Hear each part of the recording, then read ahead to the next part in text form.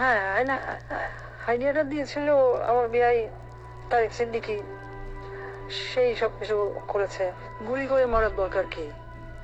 Cross fire দিলে বেশি লোক জানাজানি হচ্ছে, সমালোচনা বেশি হচ্ছে। সেদিন থেকে শুরু হলো এই নতুন পরীক্ষামূলক পরিকল্পনা। একটা ছোট্ট ঘর, 3.5 বাই 3.5 ফিট। ওইখানে নিজের কোথাও ভালোভাবে শোনা যায় না। হ্যাঁ, আমরা প্রথমে কিছু বিরোধী নেতাকে তুলে আনলাম, এই বিএনপি, জামাত, ছাত্র শিবির, ছাত্রদল, কিছু সাংবাদিক। ওদের দেখা হলো সেই আয়নার ঘরে। প্রথমে কয়েকদিন ওরা দেয়ালে ঘুষি মারতো, আমাকে ভিডিও কলে দেখানো হলো, ভিডিওতে আমাকে দেখানো হলো ওরা দেয়ালে ঘুষি মারতো, দোল্লা ঠেলে বেরোয়ার চেষ্টা করছে। তারপর কিছুদিন দেখি শুধু উপরের দিকে তাকিয়ে থাকে। তারপর এক সময় ক্লান্ত হয়ে শুধু উপরের দিকে তাকিয়ে থাকতো।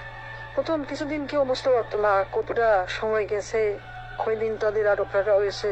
খাবার অনেক কম দেওয়া হতো, খাবার কম দিতে বলতাম। পানিও খুব সীমিত। কেউ কেউ নিজের আয়নায় নিজের প্রতিবিম্বকে দেখে সহ্য মনে করত, নিজেকেই আক্রমণ করা শুরু করলো। নিজের দেয়ালে নিজের হাত দিয়ে ঘুষি মারলো, হাত রক্তাক্ত করলো। আমার সবচেয়ে সুন্দর দৃশ্য ছিল যখন একজন সাংবাদিক, কি যেন ওর নাম, হ্যাঁ মাসুদ, নিজের নখ দিয়ে নিজের মুখের চামড়া ছিঁড়ে ফেলার চিৎকার করছে। আমার পছন্দ হলো। সারা দেশে আরো বেশ কিছু এরকম আয়নাঘর বানালাম। যুদ্ধপরাধী রাজাকার ছেলে মেয়েদের সেখানে বন্দি করতে বললাম। মাঝে মাঝে 2-1জনকে ছেড়েও দিতাম। ফিরে এসে কেউ কিছুই বলতো না, ওইভাবে বলে দিয়েছিলাম যেন কেউ মুখ না খোলে। ব্যাস, সাপও মরলো না, লাঠিও ভাঙলো না। মানুষ ভাবলো যান বাঁচাতে স্বেচ্ছায় আত্মগোপন করেছিল, কিন্তু আমার আসল শক্তি ছিল প্রচারণায়।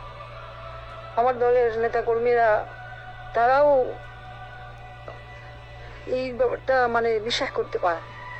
সত্যকে আমরা এমন ভাবে ধামা চাপা দিয়েছি, কেউ বিশ্বাসই করতে পারছে না আয়নাঘর আসলে তোর বলতে সত্যি কিছু ছিল।